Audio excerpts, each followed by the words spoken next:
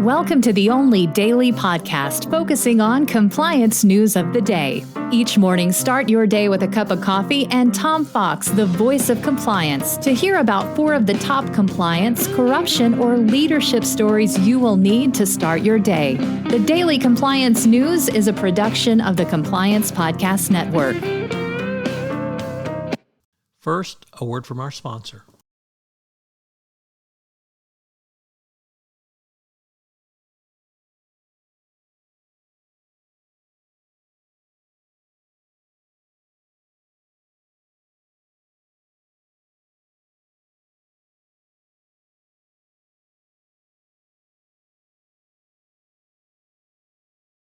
The Daily Compliance News for April 29, 2022, the Billions to Hwang edition.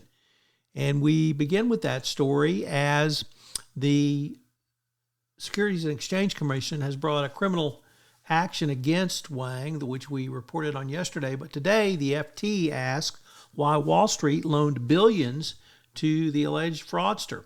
He secured billions of dollars in financing from leading Wall Street banks with lies that range from assurances that he could quickly exit his positions to claim he had large holdings of easily tradable stocks like Apple and Google.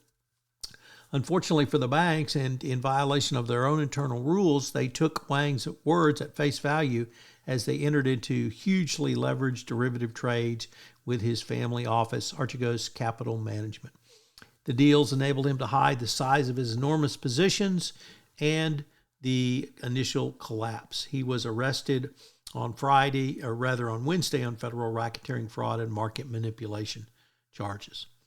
Next up, from the Wall Street Journal, Risk and Compliance Journal, Richard Vandefort reporting that Russian sanctions have complicated paying of ransomware hackers.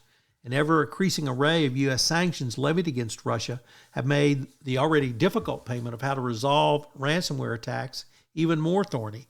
Because if you don't know who you're paying, you may be in violation of sanctions.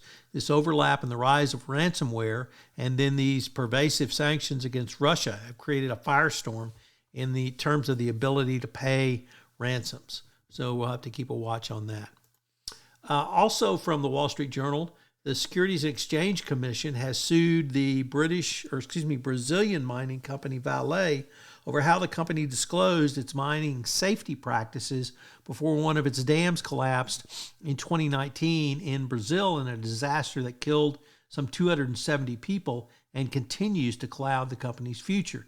The SEC lawsuit shows how the regulator is using its investor protection powers to go after public companies that have suffered costly environmental or energy engineering crises. The Vale executive or spokesperson said the company says that they will contest the allegation. So the SEC stepping in many places in ways they haven't before.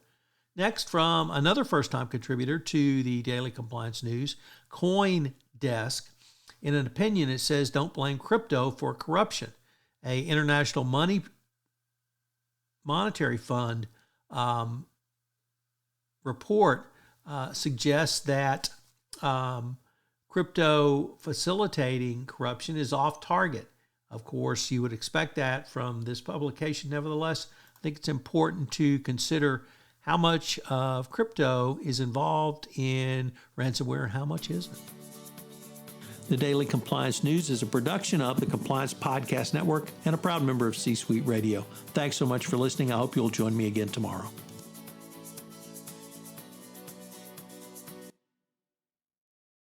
This podcast is a part of the C-Suite Radio Network. For more top business podcasts, visit c-suiteradio.com.